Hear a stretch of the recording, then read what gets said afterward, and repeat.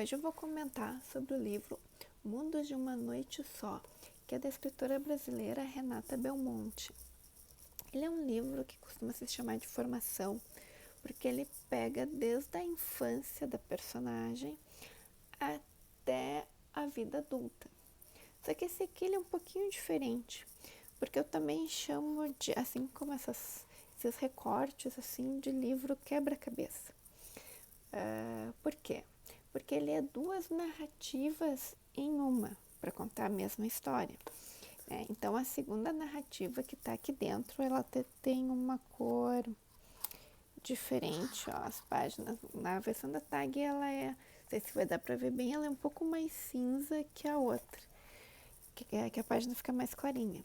Mas é o que é chamado de uma valsa para o esquecimento. Então, fazendo uma sinopse rápida assim, do livro, o que tem aqui é a história de uma menina, que a gente não sabe exatamente o nome, só que o apelido dela é Vivinha. E ela cresce numa casa com duas mães, mas não fica muito claro qual é a relação, né, dessas duas mães. A mãe dela não tem um nome e tem a Lágrima. E a Lágrima costura roupas para essa mãe, que é muito bonita. E está sempre saindo, é uma mãe ausente. E é a Lágrima que acompanha essa menina. Dentro do lugar, do apartamento que elas moram, na casa delas, tem fotos, né, de várias mulheres belíssimas, né, que são identificadas como mulheres da família. E nenhuma referência masculina. E essa menina, de tempos em tempos, ela fica doente, falta aula, de ficar de cama. E aí, em paralelo, porque ela vai encontrar na vida adulta, né, essa valsa para o esquecimento que norteia desde o início, a gente tem a história da família paterna. Então, acho que assim, acho que principalmente como personagem assim, central, a avó paterna dela, que é a senhora Menezes Grimaldi, que também não tem o primeiro nome identificado. E ela casa com um rapaz que é político. A princípio ele tem ideias totalmente contrárias à política que é aplicada numa cidade pequena que eles moram. Só que para atingir o poder ele excede, né, a hipocrisia e acaba se adaptando aos meios. E eles vivem muito de aparências.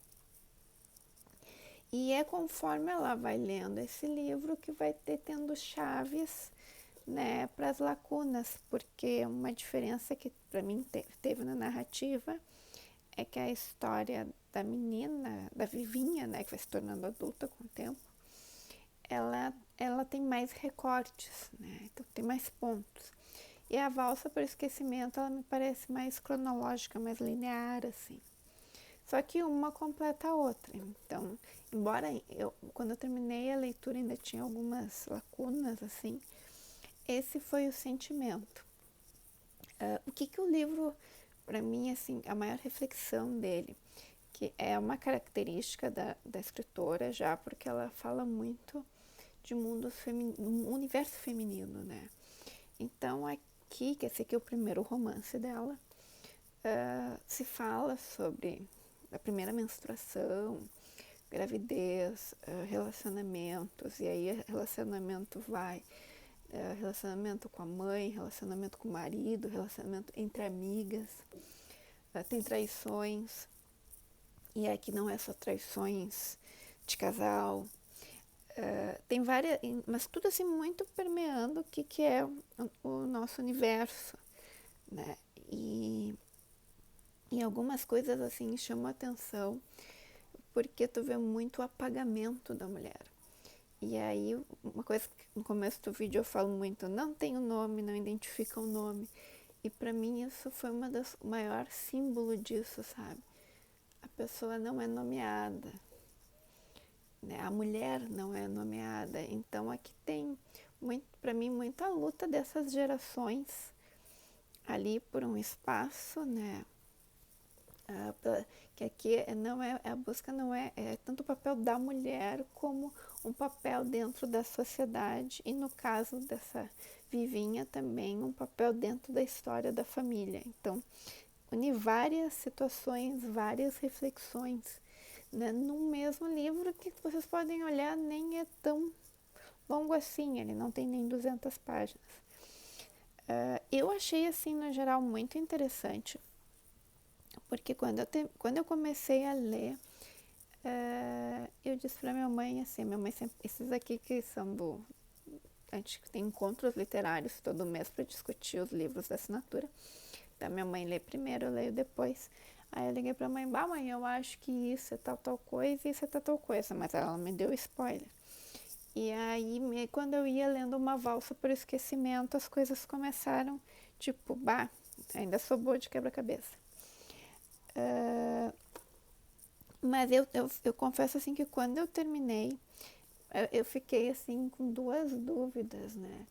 Acertei todo o contexto do negócio? Ou é aquele tipo de livro que faltou um personagem pegar e dizer assim, era tudo um sonho e nada disso era realidade. Porque a parte da valsa, eu não vou dizer quem que narra, mas eu senti um pouquinho de falta. Eu achei que se fosse a senhora Menezes Grimaldi, se fosse um diário dela, para mim teria sido um pouco mais verossímil, assim, essa parte. Embora se encaixem perfeitamente, tá? Mas eu confesso, assim, que a pessoa que escreveu não me passou. Porque a narradora, a forma como é narrado, não passa tanta. Não é um narrador confiável. Narrativa em primeira pessoa normalmente não é confiável. Então foi assim, foi uma dúvida que eu tive. Até ele vai ter uma continuação, a autora vai lançar a continuação. Mas eu mesmo ficando com essa dúvida, para mim o livro ficou fechado, porque a graça para mim foi ficar essas dúvidas, então eu já não tive interesse em ler. Mas quem for ler, né, vai ter e ficar com as suas próprias dúvidas, vai ter uma continuação. Então talvez tenha que pensar que vai ser 2 livros em um.